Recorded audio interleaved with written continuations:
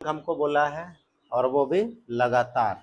लगातार कहने का मतलब क्या हुआ, अगर मान लिया जाए पहली पूर्णांक 1 होगा तो दूसरा होना चाहिए कितना 2 और तीसरा कितना होना चाहिए 3, और उन तीनों को जब हम लोग जोड़ेंगे तो कितना आना चाहिए 51 आना चाहिए। ठीक है, तो हम लोग 1 2 तो कर नहीं सकते हैं, तो क्या कर सकते हैं, माना कि क्या करेंगे, तो पहला पूर्णांक क्या कर लेंगे x, तो दूसरा क्या हो जाएगा, दूसरा क्या होता है, पहला को अगर हम x मानेंगे तो दूसरा को क्या मानेंगे x + 1। ठीक है, और तीसरा को क्या मानेंगे, तीसरा पूर्णांक बराबर क्या होगा x + 1, ये दूसरा है और उसमें और एक बार एक प्लस कर देंगे तो हो गया x प्लस कितना 1 और 1 2, तो x + 2। अब देखो मेरे पास 3 गो पूर्णांक हो गया, पहला पूर्णांक कितना है x, दूसरा पूर्णांक कितना है x + 1 और तीसरा पूर्णांक कितना है x + 2। और जब हम लोग इन तीनों को जोड़ेंगे तो कितना होना चाहिए 51 होना चाहिए, ये ना बोल रहा था। तो प्रश्न से लिखेंगे, प्रश्न से तीनों पूर्णांकों का योगफल कितना दिया है, तो 51 दिया हुआ है। तो हम लोग तीनों पूर्णांक को जोड़ेंगे, पहला पूर्णांक x, दूसरा पूर्णांक x + 1 और तीसरा हो गया x + 2, और ये सब जोड़ के बराबर कितना हुआ 51। x को जोड़ लेंगे तो कितना बार है 3 बार, मतलब 3x और 1 और 2 कितना हो गया 3 बराबर 51। इधर से 3x बराबर कितना हो गया 51 - 3 है ना, तो 3x बराबर कितना हो गया 48, क्या x बराबर क्या हो जाएगा 48/3, 3 16 48, तो x का वैल्यू कितना आ गया 16। तो हम लोग क्या लिखेंगे, इसीलिए पहला पूर्णांक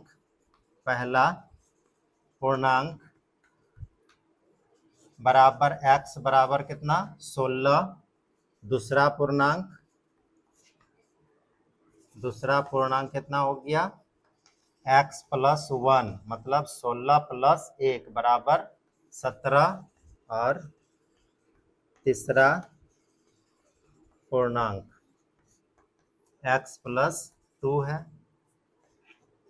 तो हो गया 16 + 2 बराबर 18। यानी एक आंसर मेरा 16, एक आंसर 17 और एक आंसर 18। अब देखो हम लोग क्वेश्चन पर आते हैं। ठीक है, आंसर क्या है नहीं है वो हमको नहीं देखना है, आंसर यहीं से जांच हो जाएगा कि सही है या गलत है। पहले तो हमको जो शर्त बोला था उस शर्त को पूरा कर रहा है कि नहीं कर रहा है, देखते हैं। तो क्रमबद्ध बोला था मतलब लगातार, तो पहला कितना हुआ 16, दूसरा कितना आया 17, तीसरा कितना आया 18। पहला नियम को पूरा कर लिया। ठीक है, अब हम लोग देखेंगे कि आंसर सही है कि नहीं है। तो जांच करने के लिए क्या करेंगे, बोला था तीनों पूर्णांकों का योगफल कितना है 51। चलो जोड़ा जाए, 8 और 7 15 और 6 21 का 1 1 2 3 और 2 हाथ में रहा है ना, तो कितना आ गया 51। इसका मतलब मेरा आंसर सही है। चलिए, बोल रहा है कि 6 के 3 लगातार गुणज मतलब जो 6 का पहाड़ा में आता हो या जिसके साथ 6 क्या है गुना में है, उसी को ना 6 का गुणज कहेंगे। जैसे कि 18 क्या है 6 का गुणज है, 54 क्या है वो भी 6 का गुणज है। तो हम लोगों को बोला है कि कितना गुणज है लगातार 3 गो गुणज है, 6 का 3 गो लगातार गुणजों को हम लोग जोड़ेंगे तो जोड़ने के बाद कितना मिलना चाहिए 144। तो हम लोग सबसे पहले इसमें करेंगे क्या, माना कि 6 का पहला गुणज जैसे हम लोग पहाड़ा पढ़ेंगे तो क्या होगा 6 × 6 है ना, तो पहले हम लोग क्या मानेंगे 6x। ठीक है, दूसरा गुणज लिखेंगे 6 का दूसरा गुणज, तो क्या हो जाएगा 6 × x + 1। इसको जब हम लोग हल करेंगे तो कितना आएगा 6x + 6 आएगा। और 6 का तीसरा गुणज तीसरा गुणज हो जाएगा 6 गुने x प्लस 2। इसको तोड़ेंगे तो 6x प्लस 6 दूना 12। अब देखो मेरे पास 3 गुणज हो गया है ना। पहला गुणज 6x, दूसरा गुणज 6x प्लस 6 और तीसरा गुणज 6x प्लस 12। और हमें क्या कह रहा था कि इन तीनों गुणजों को जोड़ने पर क्या होगा, 144 प्राप्त होगा। तो हम लोग लिखेंगे प्रश्न से क्या बोला था, तीनों गुणजों का योगफल 144 है। तो जब तीनों गुणजों का योगफल 144 है तो हम लोग लिख सकते हैं क्या, पहला गुणज 6x, दूसरा गुणज 6x प्लस 6 और तीसरा गुणज 6x प्लस कितना 12 इक्वल टू 144। ठीक है। अब हम लोग जोड़ेंगे किसको, तो x वाला को एक बार जोड़ लेंगे तो कितना होगा, 3 बार है तो 6 तिया 18x, यहाँ 6 और यहाँ 12 तो कितना हो गया 18 बराबर 144। इधर हो गया 18x बराबर 144 माइनस 18। तो 18x बराबर कितना हो गया, दोनों को माइनस करेंगे तो 14 में 8 गया 6, 3 में 1 गया 2, 1 126। अब यहाँ से हम लोग का निकलेगा क्या, x का वैल्यू। तो x बराबर कितना 126 बटे 18 है ना। तो 18 का पहाड़ा हम लोग पढ़ेंगे तो भी कटेगा, और नहीं तो हम लोग छोटा छोटा करके भी काट सकते हैं। छोटा छोटा करके काटेंगे तो कितना, 2 से काटेंगे तो 9 बार में कटेगा है ना। 2 से काटेंगे तो 2 छक 12 और 2 तिया 6 कट गया। अब 9 साते 63। तो x का वैल्यू कितना आ गया 7 है ना। बट हमको x का वैल्यू नहीं निकालना है, हमको क्या निकालना है, पहला गुणज, दूसरा गुणज और तीसरा गुणज। तो हम लोग लिखेंगे क्या, इसीलिए 6 का पहला गुणज क्या हो जाएगा, 6x लिखे थे हम लोग पहले, तो 6 गुना 7, 6 7 42 पहला गुणज हो गया। दूसरा 6 का दूसरा गुणज, दूसरा गुणज हम लोगों का क्या था, तो 6x प्लस 6 था, 6x प्लस 6 था। इसमें हम लोग मान रखेंगे 6 गुना x का मान 7 प्लस 6, तो हो गए 6 7 42 प्लस 6 बराबर 48, दूसरा आंसर। और तीसरा 6 का तीसरा गुणज, 6 का तीसरा गुणज क्या माने थे हम लोग, 6x प्लस 12 है ना, 6x प्लस 12 था। तो इसमें 6 गुना 7 प्लस 12, तो 6 7 42 प्लस 12, तो 42 10 52 54। चलो आंसर हो गया। इसमें कि दो संख्याओं का अनुपात जो दिया हुआ है, कोई भी दो संख्या होगा और उन दोनों संख्याओं का अगर हम लोग अनुपात करेंगे, बट्टा में करेंगे, और बट्टा में करने के बाद उसका सरलतम रूप क्या बचेगा, 2/5 बचेगा। ठीक है। और एक शर्त ये भी कह रहा है कि जब हम लोग इन दोनों को आपस में घटा देंगे तो यहाँ पर कितना हो जाएगा, सॉरी यहाँ पर 21 होगा ना, तो कितना होना चाहिए, 21 बचना चाहिए। यानी कहने का मतलब है कि नीचे वाला और ऊपर वाला को जब हम लोग आपस में माइनस करेंगे तो माइनस करने के बाद कितना बचना चाहिए, 21 बचना चाहिए। और जब हम लोग दोनों को अनुपात में डालेंगे तो अनुपात में डालने पर कितना आना चाहिए, 2:5 आना चाहिए। तो कह रहा है कि वह संख्या ज्ञात कीजिए। तो इसके लिए हम लोग क्या करेंगे, पहले मानेंगे है ना। माना कि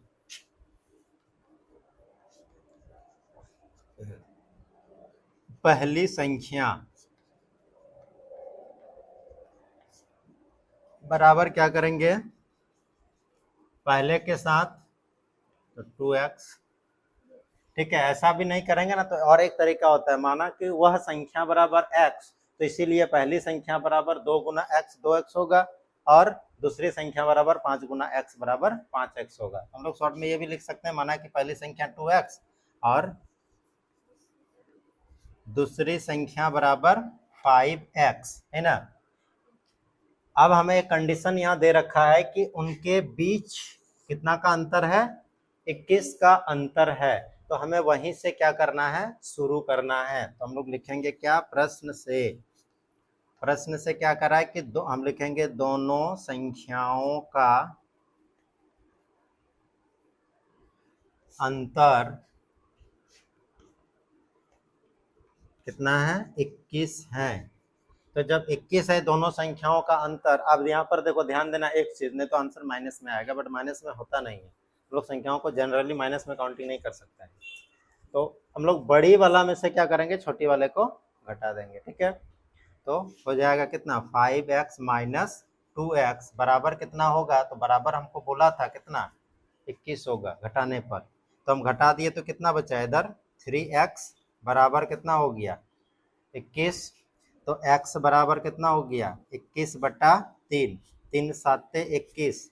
तो x का वैल्यू कितना आ गया, 7। अब हम लोग को निकालना क्या था, पहली संख्या। हम लोग लिखेंगे क्या, इसीलिए पहली संख्या बराबर, इसीलिए पहली संख्या बराबर क्या था हम लोगों का, पहली संख्या 2x, तो 2 गुना 7, 2 7 14, एक आंसर हो गया। और दूसरी संख्या बराबर कितना माने थे हम लोग, 5x, तो हो गया 5 गुने 7, 5 7 35। कह रहा है कि एक कक्षा में बालक और बालिका मतलब लड़का और लड़की जो है उसका अनुपात देखा गया तो कितना मिला, 7:4 है, पहला कंडीशन। दूसरा कंडीशन में कह रहा है यदि बालकों की या अगर बालकों की संख्या बालिकाओं की संख्या से 18 अधिक है। अगर, यही लाइन तो समझने में दिक्कत करेगा, अगर बालकों की संख्या बालिकाओं की संख्या से 18 अधिक है, कौन कम है बताओ। चलो इस लाइन को बाद में, पहले हम लोग ऊपर वाला लाइन का काम करते हैं। तो ऊपर वाला लाइन में क्या करेंगे, सबसे पहले हम लोग लिख लेते हैं हल, माना कि करना होगा, है ना, माना कि, क्या मानेंगे हम लोग, तो पहले क्या बोला है, एक कक्षा में, अच्छा यहाँ बालक में कोई छोटा था, बालक और बालिकाओं, तो पहला वाला होगा बालक, बालक का भाग कितना है, अनुपात में 7 है। तो हम लोग लिखेंगे माना कि बालकों की संख्या, बालकों या लड़कों भी लिख सकते हो, लड़कों या बालकों की संख्या कितना, 7x, x मान लिए हम लोग, को एग्जैक्ट पता नहीं ना है। और बालिकाओं की संख्या, बालिकाओं की संख्या, तो बालिकाओं की संख्या कितना दिया, अनुपात में भाग है कितना, 4, तो 4x, पहला काम हम लोगों ने कर लिया, है ना। अब दूसरा काम करने से पहले हमको इस सेकेंड लाइन को अच्छी तरह से समझना होगा, नहीं तो उल्टा हो जाएगा आंसर। अगर बालकों की संख्या बालिकाओं की संख्या से 18 अधिक है, तो हमको एक चीज बताओ कि कौन ज्यादा है, बालक ज्यादा है ना, बालक ज्यादा है और बालिका क्या है, कम है। तो बालिका में 18 मिलाएंगे तब ना बालक के साथ बराबर होगा, 18 ठो मिला देंगे किसके साथ, बालिकाओं के साथ। अगर हम 18 और ऐड कर देंगे तब ये दोनों का जो वैल्यू आएगा वो वैल्यू क्या हो जाएगा, इक्वल हो जाएगा, यानी समान समान हो जाएगा। तो यहीं से मेरा क्या होगा, प्रश्न से बनेगा।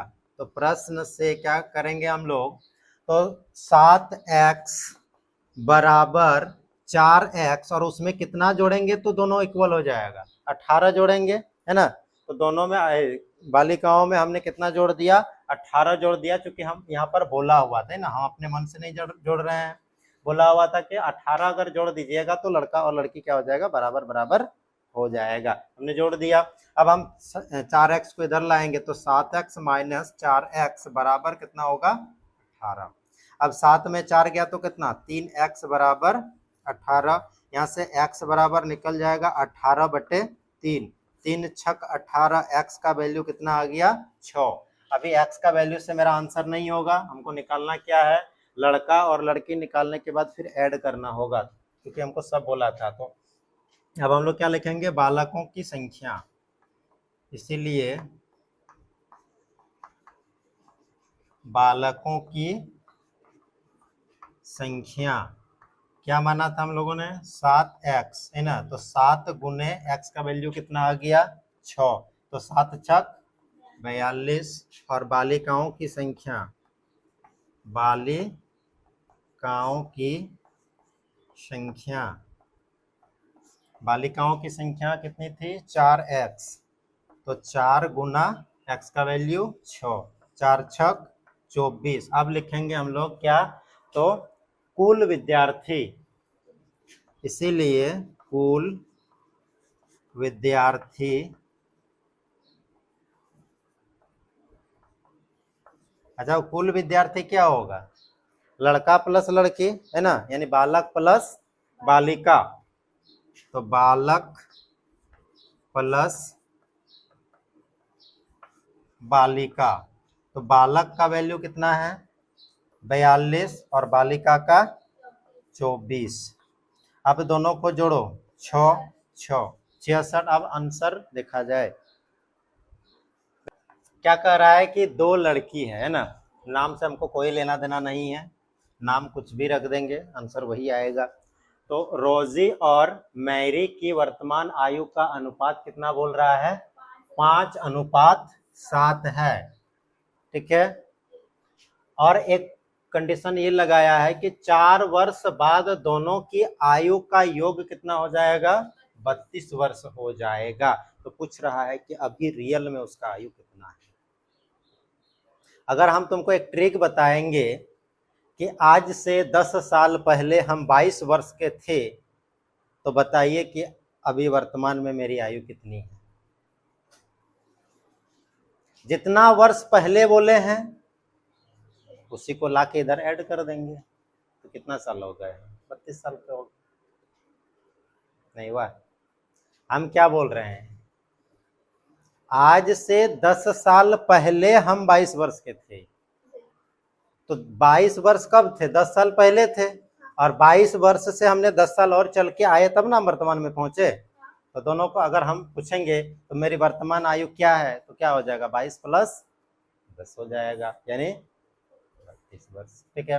तो आयु वाला में थोड़ा सा ध्यान रखना है, अगर पहले बोला है तो वर्तमान आयु में माइनस करना पड़ता है, और अगर पश्चात या बाद, दोनों की चीजें होता है, ठीक है।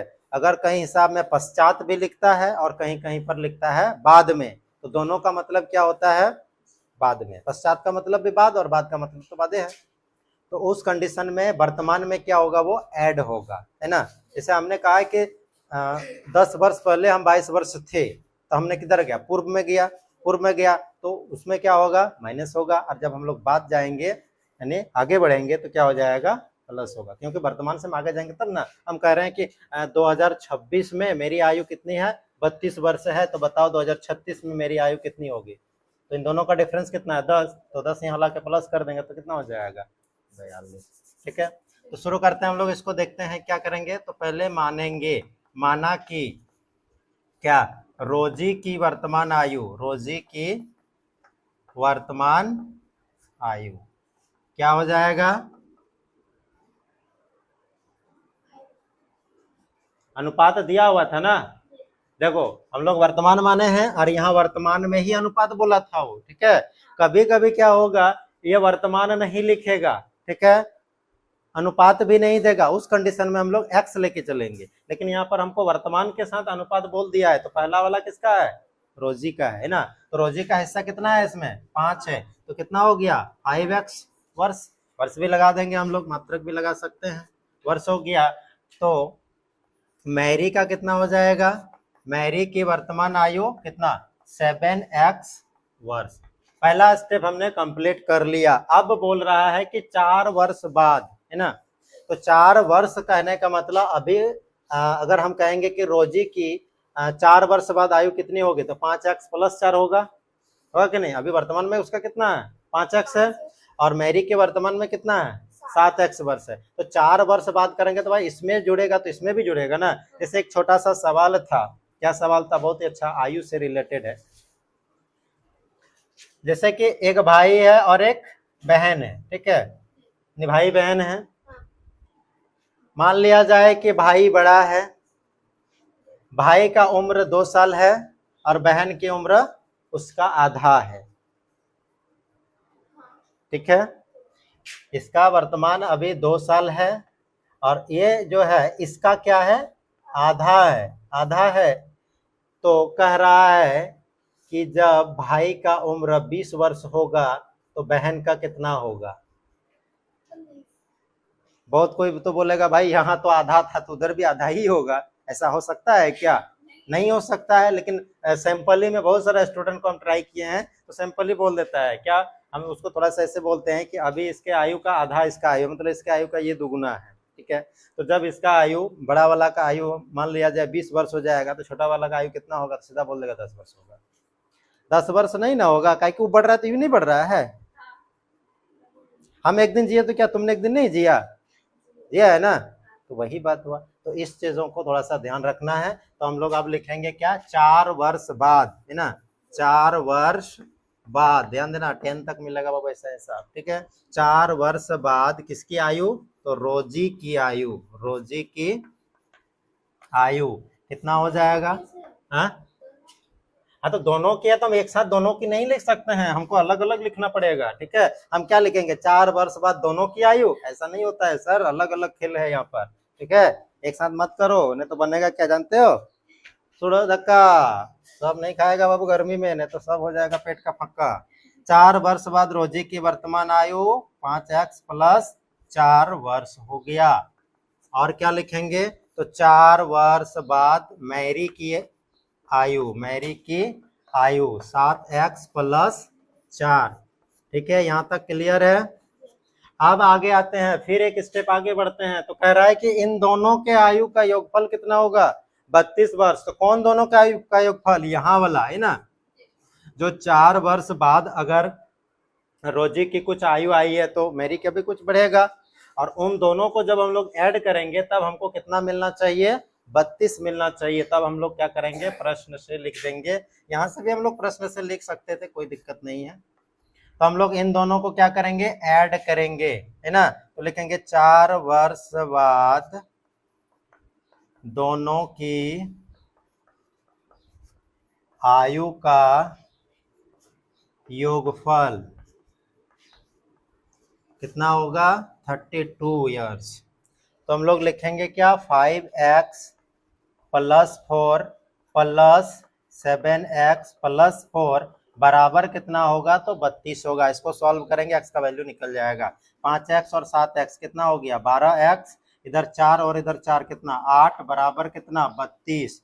इधर 12x रह गया और इस पार में हो जाएगा 32 माइनस 8, तो कितना बचेगा, 24, है ना। तो 12x बराबर कितना हो गया, 24। यहाँ से x का वैल्यू निकालेंगे तो 24/12, 12 दूना 24, x का वैल्यू आ गया 2, ठीक है यहाँ तक।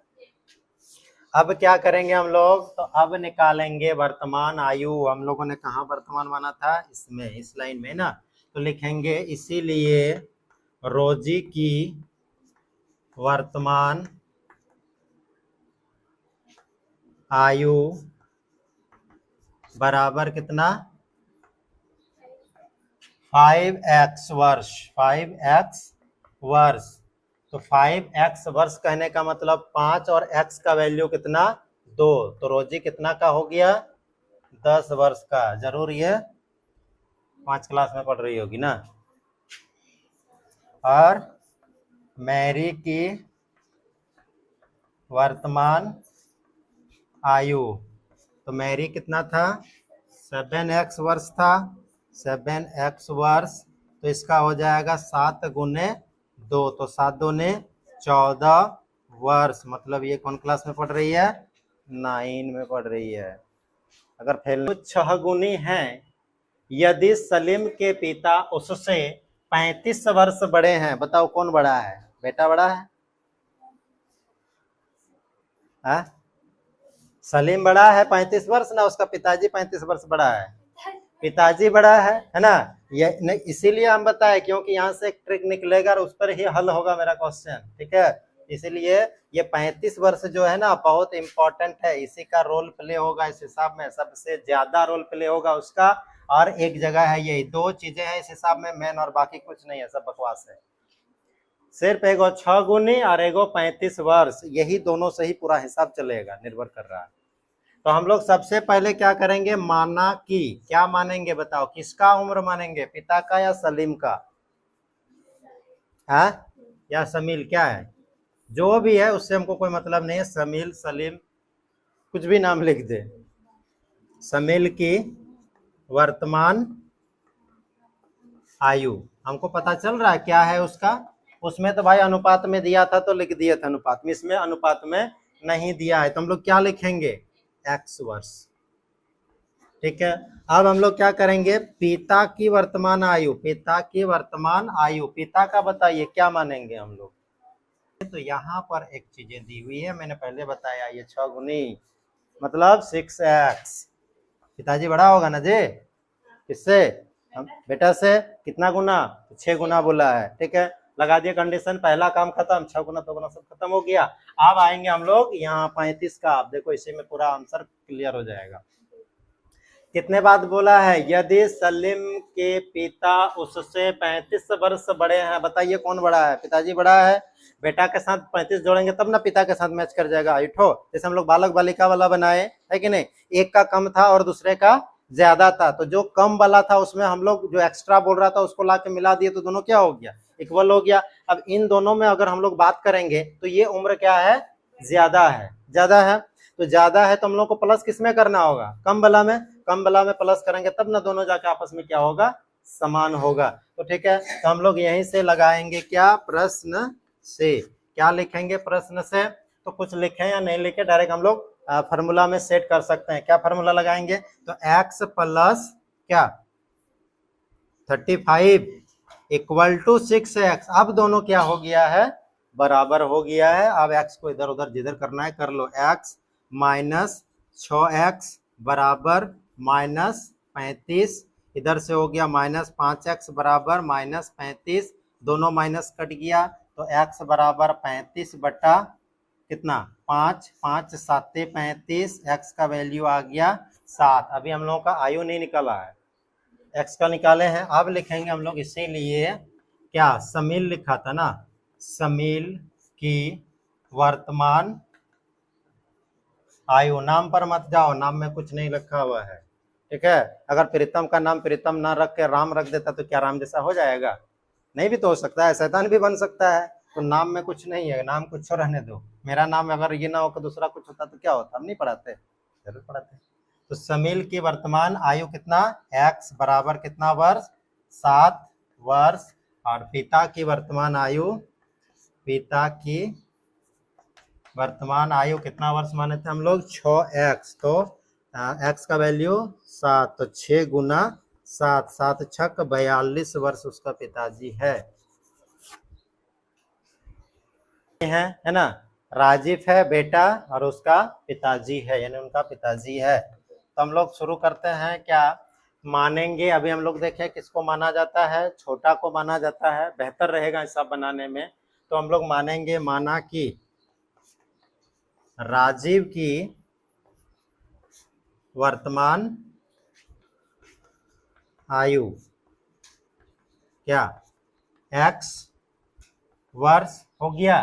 आप देखेंगे आगे लाइन में, यहाँ तक का काम हमने कर लिया। अच्छा, उसके पिता का भी कर लेते हैं, पिता की वर्तमान आयु क्या हो जाएगा, अब आएंगे यहाँ पर, आयु की कितना गुनी है, 3 गुनी है, तो पिता राजीव से कितना गुना बड़ा है, 3 गुना, मतलब 3x वर्ष।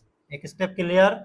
अब कह रहा है कि 5 वर्ष बाद दोनों की आयु का योग, तब हमको निकालना होगा क्या, 5 वर्ष, देखो सेम वैसे ही जा रहा है जैसे हम लोग इससे पहले 10 नंबर बनाए।